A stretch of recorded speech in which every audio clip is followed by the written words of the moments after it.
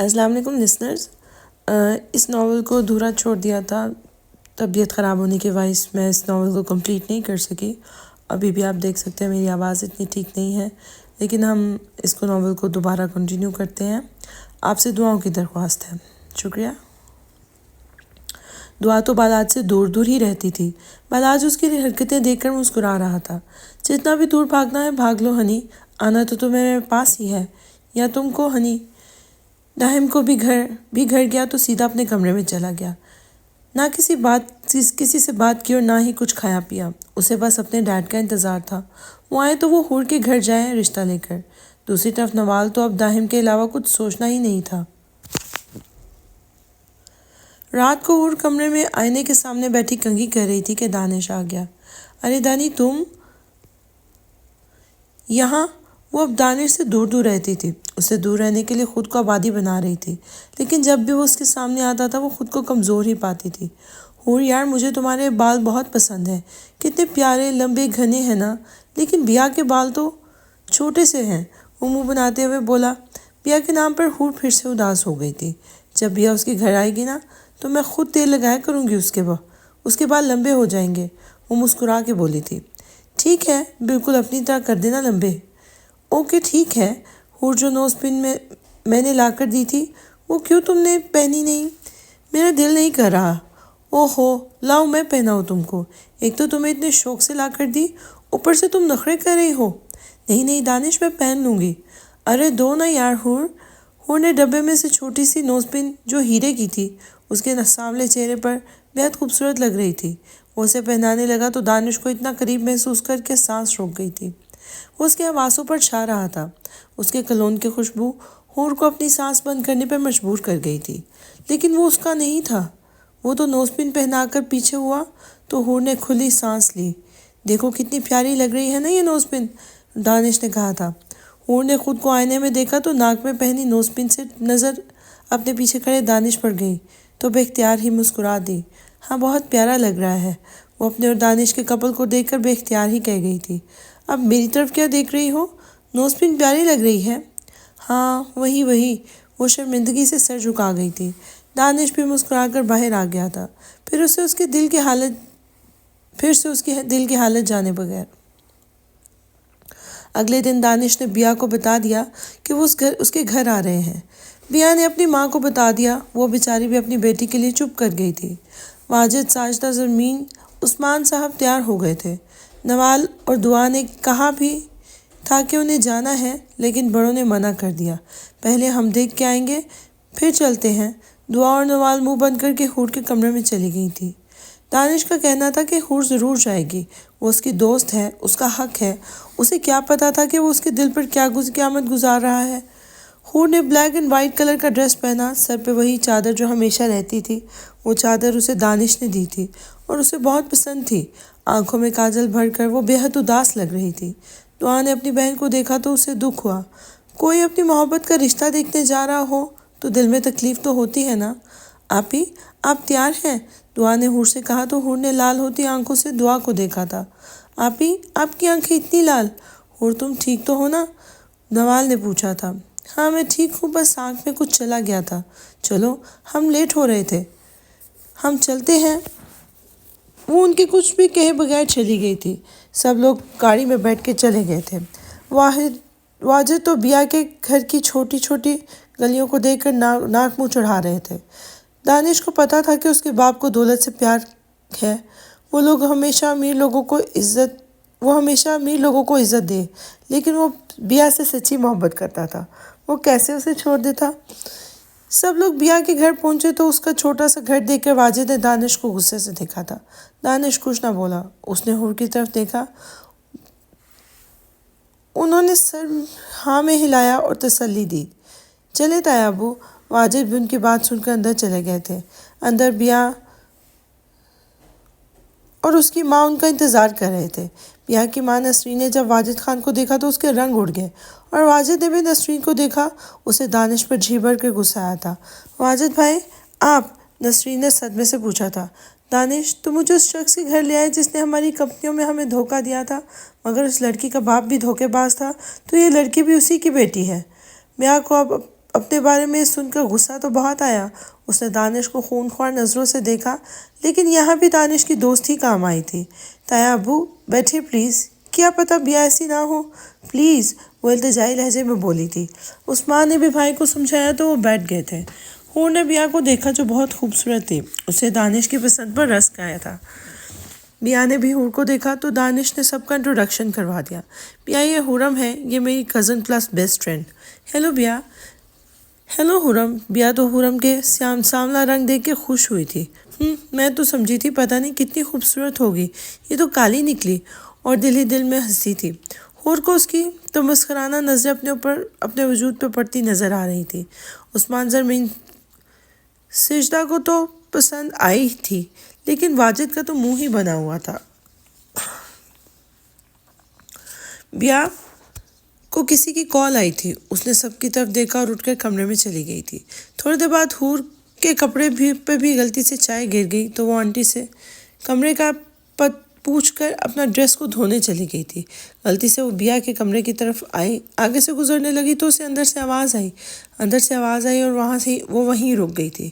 ارے میری جان، وہ دانش کو میں نے اپنے جال میں ایسے پھنسایا ہے کہ وہ چاہ کر بھی نہیں نکل پائیں گے۔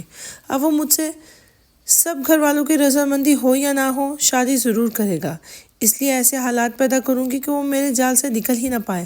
حور کا تجھے تو یہ سن کر بدن کاٹو لہو والا حساب تھا، وہ تو سکتے میں چلی گئی تھی۔ یہ دانش کی پسند ہے جو اسے دھوکہ دے رہی ہے۔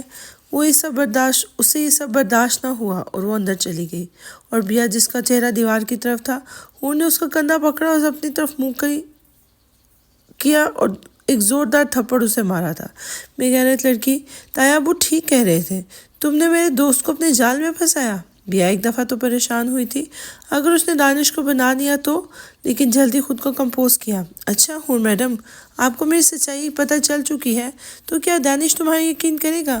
ہاں وہ میرا یقین کرے گا، میں اس کی دوست ہوں بچپن سے، وہ مجھے جانتا ہے کہ میں جھوٹ نہیں بولتی۔ حور ڈارلنگ، چلو تم بھی اپنا شوق پورا کر لو، دیکھ لو، لیکن دانش صرف میرا ہے، وہ مجھ سے ہی شادی کرے گا۔ اب میں بھی دیکھتی ہوں کہ تم سے کیسی شادی کرتا ہے۔ حور جانے لگی تو بیا نے اسے پکارا تھا۔ حرم بیبی، افسوس کی بات ہے تمہارا دوست تمہارے دل کی بات نہیں جان پایا۔ حرم کا دل جیسے بند ہو گیا تھا۔ کیا مطلب؟ مطلب یہ کہ وہ تم بیچاری اپنے سے 5 سال چھوٹے کزن کو پسند کرتی ہو، اور وہ کزن تم جیسی کالی لڑکی کو پسند نہیں کرتا، وہ تو مجھے پسند کرتا ہے۔ ایسی کوئی بات نہیں ہے، ایسی ہی بات ہے حرم۔ حرم بی بی، بیا نے تمسخرانہ لہجے میں بولا تھا۔ حرم کی آنکھوں میں آنسو دیکھ کر بیا کے چہرے پہ مسکراہٹ آئی تھی۔ حرم بھی بنا کچھ کہے چلی گئی تھی۔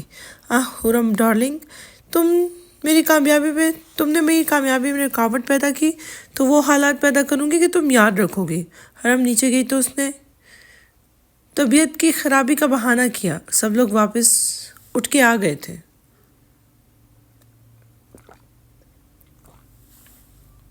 واجد بھائی پلیز معاف کر دیں، ہماری پرانی غلطی کو میری بیٹی کی خوشیوں کا سوال ہے، آپ کے لیے آپ کی بیٹی کی محبت کا سوچ کر جواب دیجیے گا۔ واجد تو کچھ نہ بولے، لیکن عثمان نے تسلی بخش جواب دیا تھا، آپ کو سوچ سمجھ کر جواب دیں گے۔ سب لوگ گھر کے لیے روانہ ہو گئے تھے۔ حرم گھر آئی تو اس نے تو دانش کو بتانے کی کوشش کی، لیکن دانش کے پاس ٹائم ہی نہیں تھا اور وہ چلا گیا۔ اسے سمجھ نہیں آ رہا تھا وہ اسے کیسے بتائے۔ پھر تایا ابو کا خیال آیا تو صبح بات کرنے کا سوچا تھا۔ حور بتاؤ نا، کیسی تھی وہ لڑکی؟ نوال بے صبری سے پوچھنے لگی تھی۔ ٹھیک تھی نا، وہ بس اتنا ہی کہہ سکی تھی۔ حرم آپی، مجھے آپ سے کچھ کہنا ہے، نوال شرماتے ہوئے اپنے دانتوں کی نمائش کرتے ہوئے بولنے لگی تھی۔ بولو، حرم کھوئے انداز میں بولی تھی۔ حرم آپی، وہ جو آپ کا اسٹوڈنٹ ہے نا داہم، مجھے بہت پسند ہے، میں پیار کرنے لگی ہوں اس سے، پہلی نظر کا پیار ہے، اور وہ مجھے بالکل میرے زین شاہ ناول جیسے ہیرو کی طرح لگتا ہے۔ میرا دل لے گیا ہے۔ آپی میری مدد کرے نا تاکہ وہ بھی مجھے پسند کرنے لگ جائے۔ حور کا دھیان بٹانے سے بیا سے ہٹ کر داہم کی طرف چلا گیا تھا۔ کیا؟ وہ حلق کے بل چیخی تھی۔ نوال، تم ایسے کیسے کر سکتی ہو؟ وہ ایک بدتمیز بےہودہ لڑکا ہے۔ حور نے چبا چبا کر لفظ ادا کیے تھے، لیکن اسے دائم کا پرپوزل کرنا یاد آ گیا۔ اگر دائم اس کا رشتہ لے آیا تو نفال کا دل ٹوٹ جائے گا اور وہ اسے غلط سمجھے گی۔ حورم دل میں سوچنے لگی، آپی ایسے تو نہ بولیں، تھوڑا سا مغرور ہے مگر دل کا بہت اچھا ہے آپی، وہ میرے تو دل کے ساتھ ساتھ پھیپھڑوں گردوں میں بھی پھیل چکا ہے اس کی محبت کا وائرس۔ نوال شٹ اپ، چپ کر جاؤ یہاں سے، تم ایسے فالتو باتیں نہ سوچو، تم چھوٹی ہو، ابھی اپنی پڑھائی پر دھیان دو۔ ٹھیک ہے، میں صبح بات کروں گی اس سے تمہارے لیے، مگر ابھی تم اپنی پڑھائی پر دھیان دو۔ ارے تھینک یو حور، تم بہت اچھی ہو۔ وہ اس کے گلے لگ گئی اور پڑھائی والی بات پر منہ بناتے ہوئے کمرے سے باہر نکل گئی تھی۔ حورم نے صبح یونیورسٹی جا کر دائم سے بات کرنے کا سوچا تھا۔ نوال نے رات کو دائم کا کال بھی کی تھی، دائم نے اٹھا بھی لی تھی، اس سب کی خیرت و عافیت معلوم کی تھی۔ نوال تو خوش ہو گئی تھی کہ دائم اسے بات کر رہا ہے۔ دائم نوال کو ناراض نہیں کرنا چاہتا تھا، یہ لوگ حور کے گھر والے تھے، کسی کو بھی ناراض نہیں کرنا چاہتا تھا۔ دائم کو پتا تھا نوال اسے پسند کرتی ہے، وہ اس کی آنکھوں میں باقی لڑکیوں کی طرح اپنے لیے پسندیدگی دیکھ چکا تھا، لیکن وہ نوال کا دل نہیں توڑنا چاہتا تھا، وہ اسے حور کے گھر والوں کے فرد کی طرح عزیز تھی۔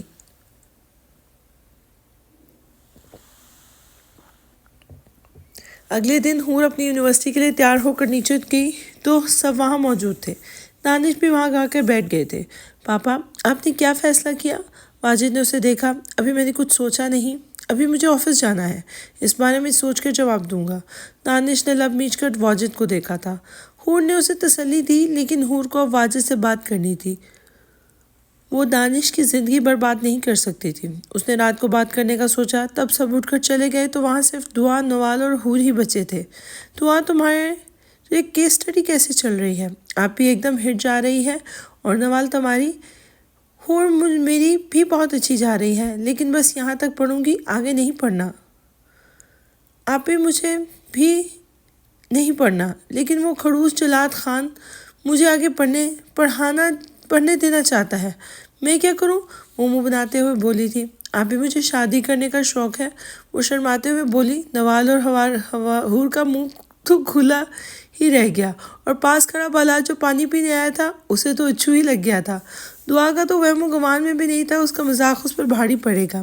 آپ ہی، نوال منہ تو بند کریں اپنا، وہ ان کے منہ کھلا دے کر ہنستے ہوئے کہنے لگی تھی۔ نوال اور حور نے اسے اشارہ بھی کیا کہ وہ چپ کر جاؤ، لیکن دعا کو سمجھ ہی کہاں آتی ہے۔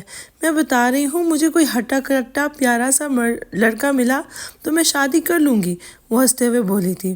ویسے دعا، پہلے حور اور بالاج بھائی کی شادی تو ہو لیں تو پھر تمہاری بھی کر دیں گے۔ اب نوال بھی مزے سے بولی، اسے پتا تھا بالاج سے دعا کو کوئی نہیں بچا سکتا۔ اوہو نوال، تمہارے بھائی تو انہی کی طرح کی خڑوس بیوی ملنی چاہیے، ہر ٹائم اس پر روب جماتے رہتے ہیں۔ اللہ کرے ان کی جیسی بیوی ملے، تب پتہ چلے مجھ پہ کیا بیتتی ہے، وہ ڈرامہ کرتے ہوئے بولی تھی۔ بس کر دو نوال، دعا، نوال نے ممناتے ہوئے کہا تھا، اور حور کی ہنسی نکل رہی تھی بالاج کا سرخ منہ دیکھ کر، دعا کی درگت کا سوچ کر۔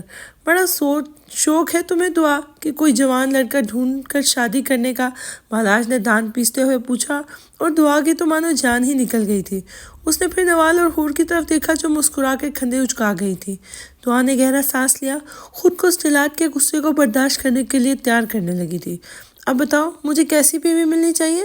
دعا نے بالاج کی طرف منہ کیا تو وہ سینے پہ ہاتھ باندھے کھڑا تھا، اور وہ بالاج بھائی، بالاج کا تو چہرہ سرخ ہو رہا ہے۔ دعا کی ہمت کیسے ہوئی تھی کسی لڑکی کا ذکر کرنے کی؟ نوال اور حور تو آہستہ آہستہ وہاں سے کھسک گئی تھی۔ اللہ جی، ان کے سامنے میری زبان پھسلنی تھی کیا؟